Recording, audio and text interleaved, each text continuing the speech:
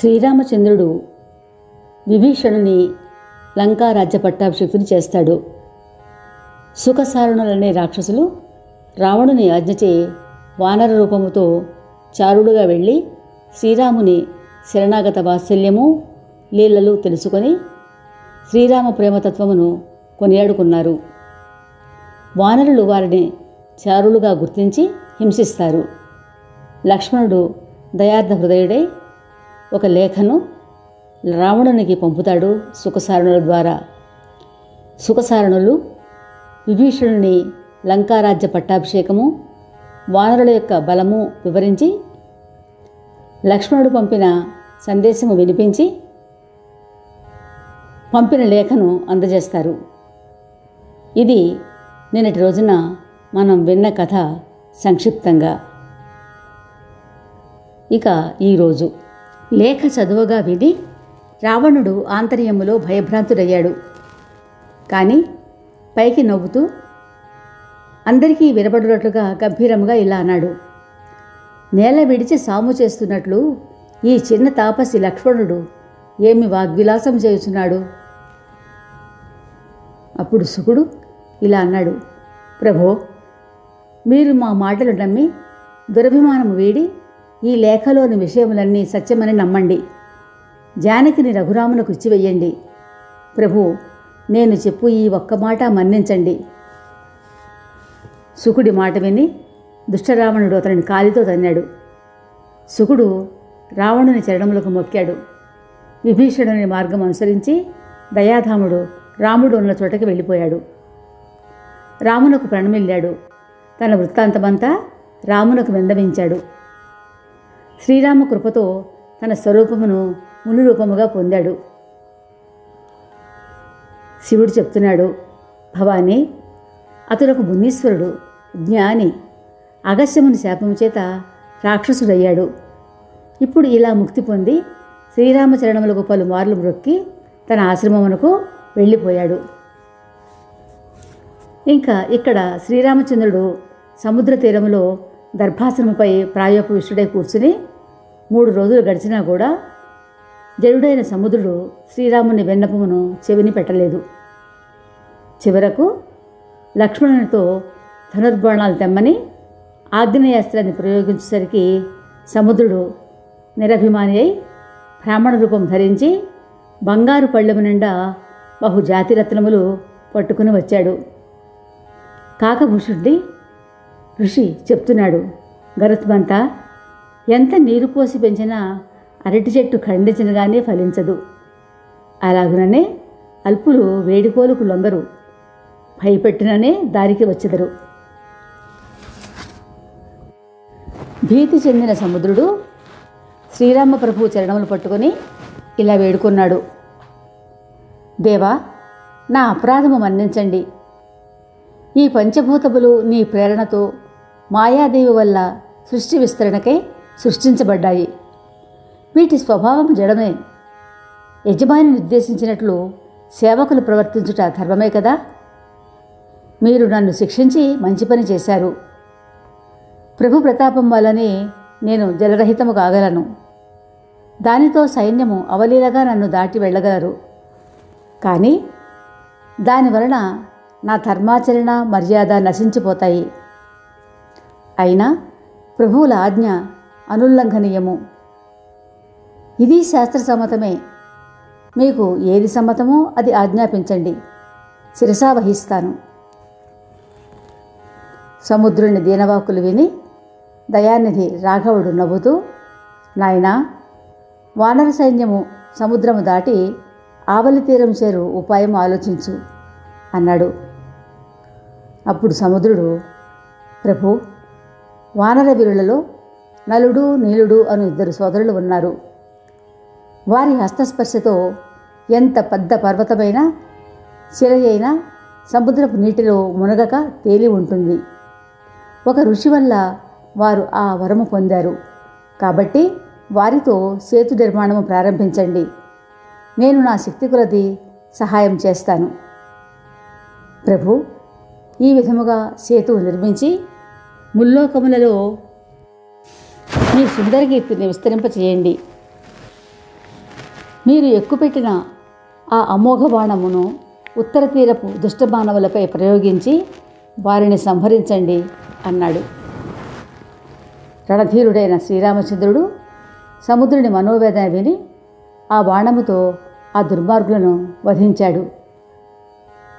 ఇది చూసి సముద్రుడు హర్షించాడు. ఆ దుర్మార్గుల దుష్టచరిత్రను ప్రభువుకు చెప్పి వినిపించాడు సముద్రుడు. తరువాత చరణవందనము చేసి సముద్రుడు తన భవనమునకు వెళ్ళిపోయాడు. సముద్రుని యోచన శ్రీరామునికి ఉచితంగా తోచింది. కలిమల నాశిని అయిన ఈ చరిత్రను తులసీదాసు తన బుద్ధ్యానుసారముగా వర్ణించి చెప్పాడు. శ్రీ రఘురామ సద్గుణావళి ఆనంద నిలయములు, సంశయ విచ్ఛేదకములు, విషాద నివారకములు. ఓ మూర్ఖమానస, లౌకిక ఆశలన్నీ వీడి నీవి శ్రీరామలీలలు సదా గానము చేయుచూ ఉండు. శ్రీరామచంద్ర గుణగానము నిత్య కళ్యాణప్రదము. ప్రీతితో దీనిని శ్రవణం చేయువారు నావలేకనే ఈ భవసాగరమును అవలీలగా దాటిపోగలరు. ఇక లంకాకాండములోనికి వద్దాం. మాయాతీతుడు, దేవతాధిపతి, దుష్ట సంహార నిరతుడు, బ్రాహ్మణ సమాజ రక్షకుడు, కమలనేత్రుడు, చక్రవర్తి రూపంలో ఉన్న దేవశిరోమణి అయిన శ్రీరామునకు ప్రణమిల్లుచున్నాను. సజ్జనులకు దుర్లభ కైవల్య ప్రదాత, దుష్టదమనుడు, కళ్యాణప్రదుడైన శ్రీ శంకరుడు నాకు విస్తృత శుభములను ఇచ్చుగాక అని శంకరునకు నమస్కరించి తులసీదాసు చెప్తున్నాడు. సముద్రుడి సలహా మేరకు శ్రీరామచంద్ర ప్రభువు మంత్రులతో ఇంకా ఆలస్యము దేనికి, సేన సముద్రము దాటుటకు అనుగా సేతు నిర్మాణము ప్రారంభించండి అన్నాడు. జాంబవంతుడు లేచి చేతులు జోడించి, ఓ సూర్యవంశ పతాకమా, శ్రీరామ ప్రభు, అన్నిటికన్నా గొప్ప సేతువు మీ నామమే కదా. దానిపై నడిచి మానవుడు ఈ దుస్తర సంసార సాగరమునే తరిస్తాడు. జాంబవంతుడు నల నీల సోదరులను పిలిచి విషయం చెప్పి, హృదయంలో శ్రీరామ మహిమ స్మరించి సేతు నిర్మాణము ప్రారంభించండి. శ్రీరామ కృపచే ఏ విఘ్నములు కలుగవు అని చెప్పి వానర సైన్యముతో, మీరందరూ నా మనవి విని హృదయములో శ్రీరామచరణములు నిలుపుకొని సర్వపాషాణములు వృక్షములు పెకిలించి పట్టుకురండు అని చెప్పాడు. వెంటనే వానర భల్లూకములు వాటిని తెచ్చి నల నిలులకు ఇస్తుండగా వారు వాటిని ఒకదానితో ఒకటి చక్కగా పేర్చి సేతు నిర్మాణము అత్యంత పటిష్టముగా సుందరముగా చేశారు. ఆ సేతువును చూసి కృపానిధి రాఘవుడు నవ్వుచూ, ఇచ్చట భూమి అత్యంత రమణీయము, పరమ పవిత్రము, దీని అపార మహిమ వర్ణనాతీతం. ఈ ఉత్తమ పవిత్ర స్థలములో శివుని ప్రతిష్ఠించవలెనను సత్సంకల్పము నా హృదయములో కలుగుతూ ఉన్నది. ఇటువంటి పవిత్ర స్థానంలో శివలింగ ప్రతిష్ఠ చేసినట్లయితే అది సర్వోన్నతమై శాశ్వత స్థలమై వెలయగలదు. శ్రీరామచంద్రుని సత్యసంకల్పం తెలుసుకొని దూతలను పంపించి అనేక ప్రదేశముల నుంచి మునిశ్రేష్ఠులను రప్పించి శాస్త్ర ప్రకారము శివలింగ ప్రతిష్ఠ చేయించారు. శ్రీరామునిచే ప్రతిష్ఠింపబడుట చేత ఆ శివునకు రామేశ్వరుడు అను ప్రసిద్ధి కలిగింది. రాఘవుడు శివుని పూజలు చేసిన అనంతరము ఇలా చెప్పారు, నాకు శివుని అంత ప్రేమాస్పదులు వేరెవరూ లేరు. శివద్రోహం చేయుచు నా భక్తుడని చెప్పుకొని మానవుడు కలలోనైనా నన్ను చేరలేడు. అట్టి నీచబుద్ధి గల మూర్ఖుడు మానవుడు తప్పక నరక ప్రాప్తి పొందుతాడు. నా యందు ద్రోహబుద్ధి గల భక్తుడు కానీ శివద్రోహి అయి నా భక్తుడు కాగోరువాడు కానీ కల్ప పర్యంతము ఘోర నరకవాసమును అనుభవించి తీరుతాడు. ఎవరు ఈ రామేశ్వరుని దర్శిస్తారో వారు శరీర పతనానంతరము నా లోకము చేరుతారు. గంగాజలముతో శ్రీ రామేశ్వరుని అభిషేకించు మానవులు నా సాయుధ్యముక్తిని పొందగలరు. నిర్మల హృదయముతో నిష్కాములై శ్రీరాముని సేవించిన వారికి శ్రీ శంకరుడు నా రామభక్తిని ప్రసాదించును. శ్రీరాముని సత్యవచనములు విని సంతుష్టులైన మునులు వారి వారి ఆశ్రమములకు వెళ్ళిపోయారు. శంకరుడు పార్వతీదేవితో, ఉమా, రాఘవేంద్రుని స్వభావము సర్వదా శరణాగతులేందు అమిత ప్రేమ చూపటే అన్నాడు. శ్రీరామకృపతో నలుడు నీలుడు తమ నైపుణ్యముతో చక్కగా సేతు నిర్మాణము పూర్తి చేశారు. అందుచే వారి మహోజ్వల కీర్తి దిగంతములకు వ్యాపించింది.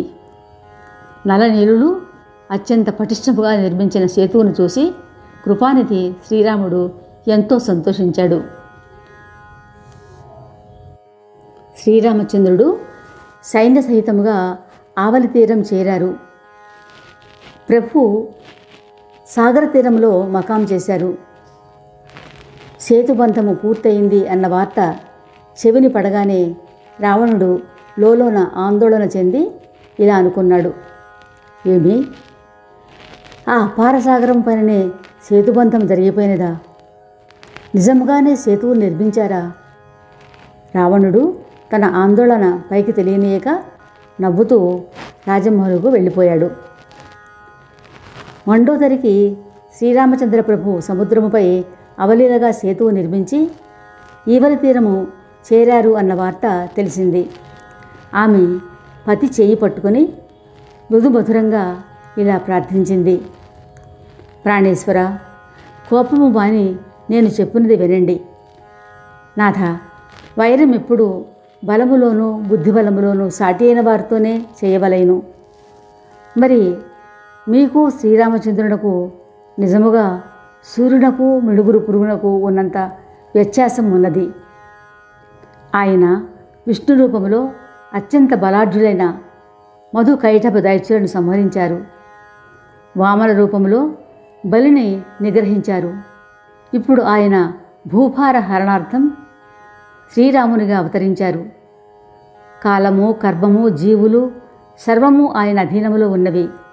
ప్రాణేశ్వర, ఆయనతో విరోధము పెట్టుకునవద్దు. శ్రీరామ పాదములకు ప్రణమిల్లి శరణు వేడి జానకిని సమర్పించి రాజ్యము పుత్రులకిచ్చి మీరు వనవాసం చేయుచు శ్రీరాముని స్మరించండి. వార్ధక్యంలో రాజులు వనవాసం చేయవలనని మహాత్ములు చెప్తూ ఉంటారు. మీరు అలాగే వనవాసం చేయుచు విషయవాంఛలు వీడి సృష్టి స్థితి లయకారుడైన ఆ ప్రభువును భజించండి. ఆ కోసలాధీశుడు శ్రీరామచంద్రుడు మీపై కరుణ చూపుటకే ఇక్కడికి వచ్చి ఉన్నాడు. మీరు నా హితవాకులు అంగీకరించినట్లయితే మీ సుందర యశస్సు ముల్లోకములలో వ్యాప్తి చెందుతుంది అని చెప్పి మండోదరి కంపిత గాత్రి అయి, నాథ, శ్రీరాముని శరణు వేడి నా సౌభాగ్యము నిలపండి అని వేడుకొంది. దుష్టరావణుడు మండోదరిని, నీకు ఈ భయము ఏ కారణంగా కలిగింది అన్నాడు. మండోదరి అతనికి అనేక విధములుగా బోధించింది. కానీ రావణుడు దేనికి అంగీకరించలేదు. రాజభవనంలోనికి వెళ్ళిపోయాడు. మండోదరి మనసులో, నా పతికి కాలము ఆసన్నమైనది కనుకనే దురహంకారం అతనిని పూర్తిగా కప్పివేసినది అనుకున్నది. రావణుడు మంత్రులతో శత్రువుతో యుద్ధం ఎలాగూ చేయవలసి ఉండును అని అడిగాడు. మంత్రులు, ఓ రాక్షసేశ్వర, ఇందులో యోచించవలసినది భయపడవలసినది ఏమున్నది? ఈ నర వానర భల్లూకములు ఎలాగూ మనకు భోజన సామాగ్రియే కదా. ఇదంతా విన్న రావణుని కుమారుడు ప్రహస్తుడైనవాడు చేతులు జోడించి, ప్రభు, మనమెన్నడూ నీతిబాహ్యమైన పని చేయకూడదు. ఈ మూర్ఖమంత్రులు అల్పబుద్ధితో అనవసరముగా మేము పొగడి ఆకాశానికి ఎత్తుచున్నారు. ఒక్క వానరము సముద్రము లంఘించి వచ్చి నగరము సర్వము నాశనము చేసినది. ఈ విశాల సముద్రముపై అలవోకగా సేతువు నిర్మించిన మహావీరుడు శ్రీరాముడు మానవమాతుడేనా? మీరన్నట్లు మనము అతనిని పట్టుకుని తినివేయగలమా? స్వామి, నేను చెప్పినది సావధానముగా వినండి. ప్రథమముగా శ్రీరాముని వద్దకు దూతను పంపించండి. సీతను సమర్పించి శ్రీరామునితో స్నేహం చేయండి. భార్యను స్వీకరించి అతడు వెళ్ళిపోయినచో అతనితో వైరము పెంచుకొనవద్దు. అట్లే వెనుతిరిగి వెళ్ళకపోయినచో ఎదురు తిరిగి రణరంగములో ఊచకోత కోయండి. ప్రభు, మీరు నా సలహా పాటించిన లోకములో మీకు చిర యశస్సు కలుగుతుంది అన్నాడు. రావణుడు మహాక్రోధముతో పుత్రుని, ఓరి మూర్ఖుడా, నీకు ఈ బుద్ధి ఎవరు నేర్పారు అని అరిచాడు. ప్రహస్తుడు తండ్రి కఠోరవాక్కులు విని తీవ్ర స్వరముతో, నా హితవాక్యములెందుకు మీకు ఇప్పుడు ఇష్టమగును అంటూ ఇంటికి వెళ్ళిపోయాడు. లంకలో పర్వత శిఖరముపై అతి విచిత్ర సుందర నాట్యమందిరము ఒకటి ఉన్నది. రావణుడు అక్కడికి వెళ్ళి కూర్చున్న తరువాత కిన్నరులు అతని శౌర్య ప్రతాపములు గానం చేశారు. రావణుడు ఈ విధముగా భోగవిలాసములలో మునిగి తేలుతూ ఉన్నాడు. ఇటువైపు శ్రీ రాఘవుడు మహాసైన్య సమేతముగా సువేల పర్వతముపై విడిది చేశాడు. తూర్పు దిక్కున చంద్రోదయం ఒకటి చూసి శ్రీరామునితో సహా పలువురు ఆ దృశ్యములను పరిపరి విధములుగా వర్ణించగా హనుమంతుడు, ప్రభు, నా మనవి వినండి.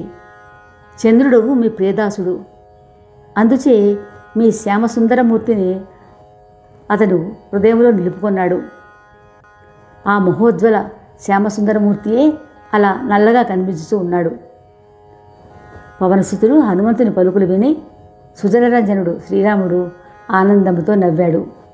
రేపు ఇదే సమయానికి మన మోహనవాణిలో తరువాత జరిగిన కథ విందాము.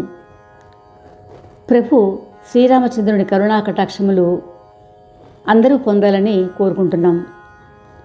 శ్రోతలు లైక్ చేసి శ్రీరామచరిత మానస పారాయణం వల్ల తమ తమ అనుభవాలు, అభిప్రాయాలు కామెంట్ బాక్స్ ద్వారా తెలియచేస్తారని ఆశిస్తున్నాం. శ్రీరామరక్ష సర్వజగద్రక్ష. శ్రోతలకు ధన్యవాదములు. మోహనవాణి తెలుగు పోడ్కాస్ట్ వింటున్న శ్రోతలందరికీ హృదయపూర్వక ధన్యవాదాలు. వినండి, వినిపించండి, వింటూనే ఉండండి మోహనవాణి తెలుగు పోడ్కాస్ట్. మీరు వింటున్నారు మోహనవాణి. మా కార్యక్రమాలు మీకు నచ్చితే ఇప్పటివరకు మా ఛానల్కి సబ్స్క్రైబ్ చేసుకోకపోతే వెంటనే ఈ క్షణమే సబ్స్క్రైబ్ చేసుకుని ఆ పక్కనుండే బెల్ బటన్ని మ్రోగించి అందరికీ షేర్ చేసి మీ విలువైన కామెంట్ను కూడా చేసి మమ్మల్ని ప్రోత్సహిస్తారని కోరుతున్నాను.